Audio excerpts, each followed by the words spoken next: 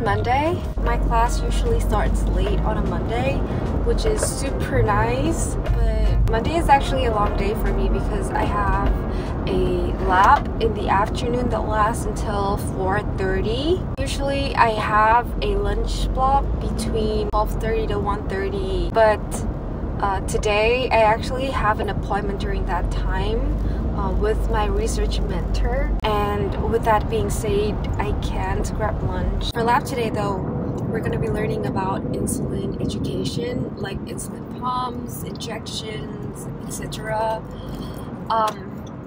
And we'll be injecting each other, of course not with insulin, just to learn about the device and how to better teach our patients about how to properly use insulin devices. And because it's pretty like an invasive lab, I for sure need to well fed myself so that I won't pass out when my friend's injecting the saline into my body.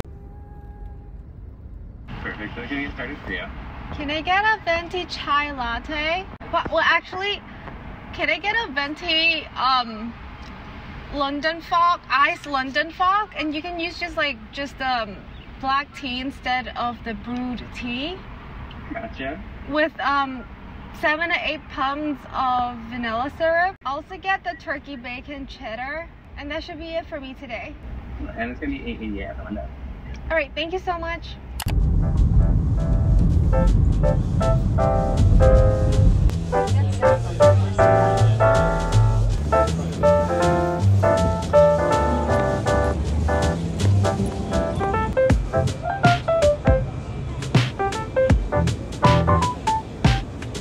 And then renal impairment, they're going to accumulate the drug, so you want to monitor very, very closely if you're using these drugs in these folks. So tirzepatide is not just a GLP-1 agonist, it is also a GIP agonist. So this is a combination drug, and then semaglutide is the one that has made the news recently. These are approved for type 2 patients only. There's been some study in type 1, so although they are under study, they are not approved at this time in type 1, which makes sense because this is enhancing glucose-dependent insulin secretion. So you would expect your primary effects to be on postprandial glucose levels, but overall you do see some changes in fasting.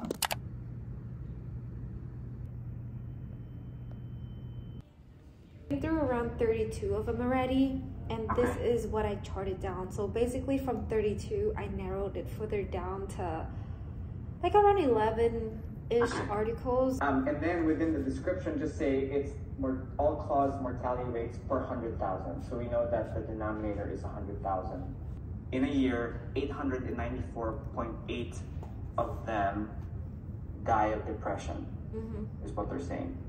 So most of the search that I found, most of them are like hospital-based setting, where like the patients already have like some comorbidities and they're in-house for something else, and they kind of like look at the mortality rate due to depression after being in-house, and I pull like a lot of those, and I'm not even sure if that's like relevant to the study. Yeah. I was just finished with all my morning classes and appointments, and I have like about 20 minutes left before my lab starts, but I'm so hungry right now. So I decided to grab some In-N-Outs for lunch, and hopefully I won't be late for today's class.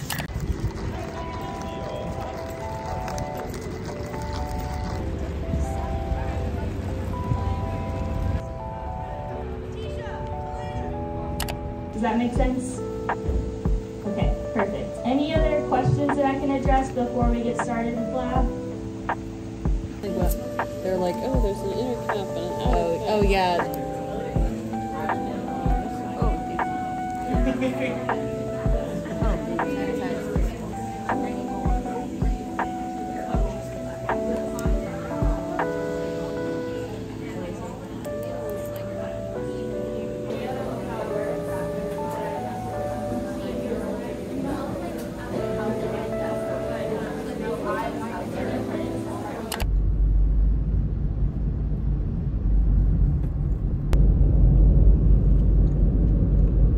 So So I just got home and took a short nap to re-energize myself because tonight is gonna be a long night for me. The plan for tonight is, of course, have dinner and then study. I have a quiz for one of my PT course due at midnight tonight, and I also have a reading for tomorrow class, so I have to got those finished for sure. During lab today, I just figured out that we also have an assignment due on Wednesday. It's a soap note, and for y'all who don't know what a soap note is basically the notes that physicians, nurses, pharmacists, any healthcare providers use to chart down any information that related to a patient health while they are admitted in-house or they are being discharged. So yeah, that's my plan for tonight. Có bánh chưng mà. Có. Bánh tét kìa. Bánh tét nó phải bánh chưng. Bánh tét là mình dặn bánh chưng á. Nhưng mà bánh tét là nhân ngọt à? Đâu, ngọt nhân bánh chưng luôn. Chứ hồi đó ai mà làm bánh tét nhân ngọt đâu. Bánh tét nhân ngọt có nhưng không mua.